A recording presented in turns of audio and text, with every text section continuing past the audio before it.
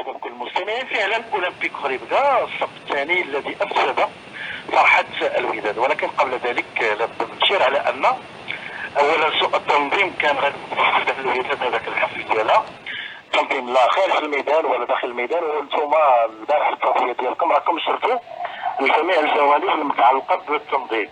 اللي كنضيف اليوم هو على ان الجمهور ديال اولمبيك غريبكا اللي كان 700 واللي سافر واللي دخل مدينه الدار البيضاء وتم التوقيف ديالو من طرف المسؤولين ديال الامن. كانت هناك اتصالات مع المسؤولين ديال اولمبيك غريبكا، المسؤولين ديال اولمبيك غريبكا على مستوى تم اتصال بالجهات المسؤوله، لا على مستوى مجلس المدينه ولا على مستوى ولايه الامن ولا الولايه ديال الدار البيضاء، وكانت هناك اتصالات على مستوى عالي، وتنعرفوا على ان هذه الاتصالات عطات الاكل ديالها بعد المسؤولين ديال اولمبيك غريبكا هدوا على انهم الفريق ما غاديش يدخل ارضيه الميدان الا ما دخلش الجمهور ديال اولمبيك غريبكا. وفعلا كانت التعليمات وتم افراغ جزء من المدرج وتم ادخال جزء من الجمهور، ولكن البقيه مثل باقي الجماهير بقيه يعني اعداد كبيره اللي بقات خارج ارضيه مركب محمد الخامس، واللي كنتمناو على ان هاد السلوكات اللي ربما عزيز انتم شفتوا ليها البارح،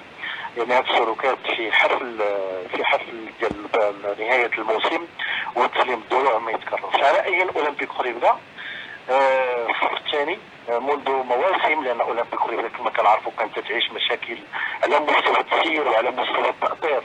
هذا العام مستوى ومردود جيد، 56 نقطة من اصل 16 انتصار، 7 خارج الميدان، وهو اول فريق كيحقق اكبر عدد من الانتصارات خارج الميدان ديالو، وهو الفريق الوحيد اللي كيهزم البطل بالميدان ديالو، وعنده اقوى دفاع بحيث ما دخلت في المرمى ديالو الا 17، عنده 4 هزائم في غريبكا وجوج خارج غريبكا، وهذه تنظن على ان هذه من المواصفات ديال الفريق البطل. هذا الفريق اللي استطاع على انه يحافظ على النتيجه ديال الانتصار بجوج ديال المباريات و10 ديال العناصر، حقيقه هي مقومات ديال الفريق يمكن نقول فريق بطل.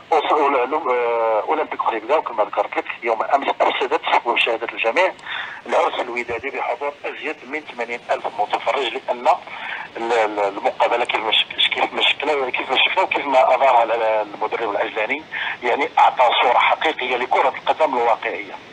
الهداف ديال هذا الموسم معروف هو البزغوطي اللي فاز احسن لاعب هذا الموسم. هذا العام سجل 7 بعد ما الموسم الماضي سجل 4، وكان احد العناصر اللي ضمنت البقاء ديال الفريق.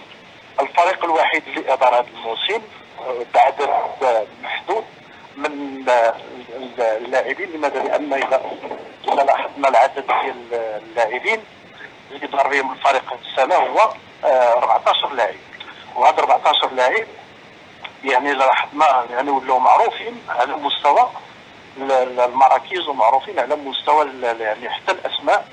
وبطبيعه الحال هذا العدد هو اللي تمكن به فريق لوسيكا باش يفوز بالبطوله. اذا صديق عزيز، هذه هي المعلومات اللي كتعلق بهذا الفريق ديال اولمبيك غريبكا اللي احتل هذا العام الصف الثاني واللي احتلوا على جدارة واستحقاق. شكرا، الى اللقاء.